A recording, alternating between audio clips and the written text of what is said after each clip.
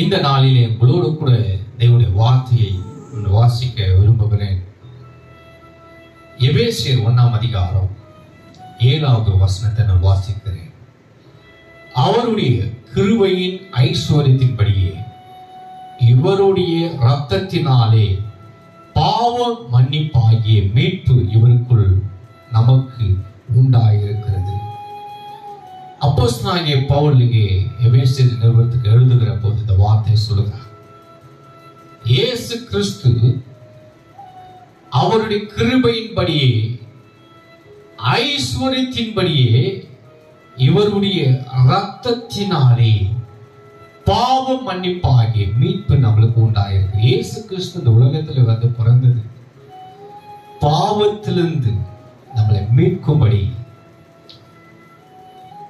இருளில் இருக்கிற ஜனங்களை மீட்கும்படி அவர் மீட்பராக இயேசு பிறந்தார். அந்த மீட்பு எப்படி வந்ததாம்? இயேசு கிறிஸ்து கல்வாரி சிலுவையிலே அவர் சிந்தின இரத்தத்தினாலே நமக்கு மீட்பு உண்டாயிருக்கிறது. ரத்தம் சிந்தது இல்லாமல் நமக்கு பாவ மன்னிப்பு இல்லை. இன்னைக்கு எல்லாரும் உலகம் முழுவதும் கிறிஸ்துமஸ் கொண்டாடுறோம். அந்த மீட்பு எப்படி வந்தது தெரியுமா?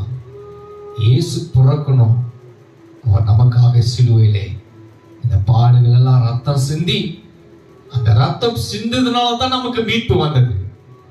ஒரு அலையில சொல்லுங்க, யாரெல்லாம் அந்த செய்தி கேட்கிறீங்களா தேவ பிள்ளைகளே? அவர் ஐஸ்வர்யத்தின்படி இவருடைய ரத்தத்தினால தான் நமக்கு பாவ மன்னிப்பு உண்டாகும். வேறு எந்த ரத்தத்தினால பாவ மன்னிப்பு உண்டாகாது.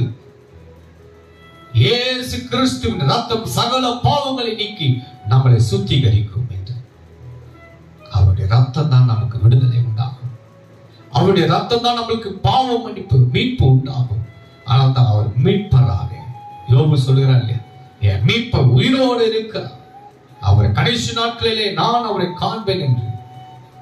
இந்த செய்தியை யாரெல்லாம் கேட்கிற தேவ பிள்ளைகளே, பாவத்தில் நீங்க ஒருவர் இருப்பீர்களா, உங்கள் பாவத்தில் மீட்கும்படி இயேசு கிறிஸ்துடைய ரத்தத்தினாலே அவர் நம்மளை மீட்கும்படி இயேசு நமக்காக பிறந்திருக்கிறார்.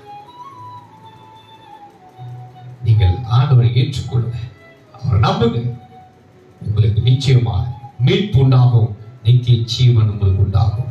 கர்த்தர் உங்களை ஆசீர்வதித்து உயர்த்துகிறாங்க. ஆமென்.